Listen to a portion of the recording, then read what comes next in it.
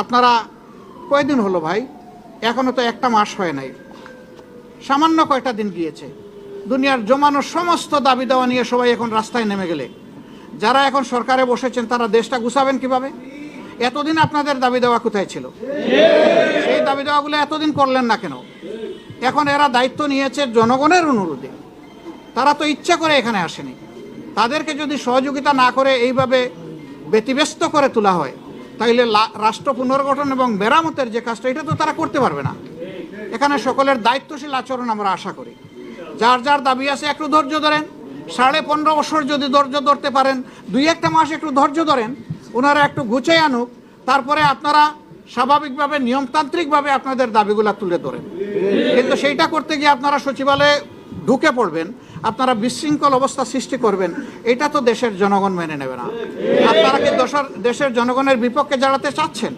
এরকম যারা দুঃসাহস দেখাবে, জনগণ কিন্তু তাদেরকে ক্ষমা করবে না। আমরা আশা করব যে তাদের সকলের শুভবুদ্ধির উদয় হবে এবং কারো উস্কানিতে, ষড়যন্ত্রে তারা পা দেবে না। তারা নিজের বিবেক অনুযায়ী চলবে, দেশকে ভালোবাসবে, তারাও এই দেশের পুনর্গঠনে নিজেরা দায়িত্বশীল ভূমিকা পালন করবে। আমরা সকলের কাছে সেই দায়িত্বশীল আচরণ আশা করি। আপনাদের সকলকে ধন্যবাদ। আমাদের এই সাংবাদিক বন্ধু প্রশ্ন করেছেন, গতকাল প্রধান উপদেষ্টা জাতির উদ্দেশ্যেই প্রথম ভাষণ দিলেন, তো তিনি বলেছেন যে 17 দিনও হয় নাই, কিন্তু ইতিমধ্যে অনেক সমস্যা আমাদের দিকে ধেয়ে আসছে। সবাইকে তিনি ধৈর্য ধারণ করার জন্য অনুরোধ জানিয়েছেন, ওনাদেরকে একটু সময় দিতে বলেছেন। সামগ্রিক ভাষণকে আমরা কোন দৃষ্টিতে দেখছি? আমরা মনে করি একটা দায়িত্বশীল ভাষণ উনি দিয়েছেন। এই সময় এটাই দরকার ছিল। জাতিকে সামনের দিকে আশা জায়গা নিয়ে কথা জাতির শোনা প্রয়োজন ছিল। তার বক্তব্যে তার প্রতিধ্বনি হয়েছে বলে আমরা মনে করি।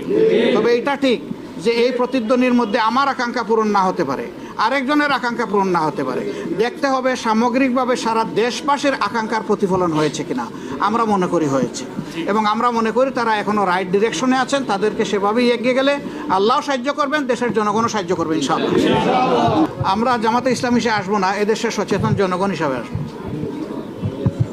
এবং ছাত্রদেরকে বাদ দিয়েও আসবো না। আমরা তাদের সহযোদ্ধা হিসাবে আসবো।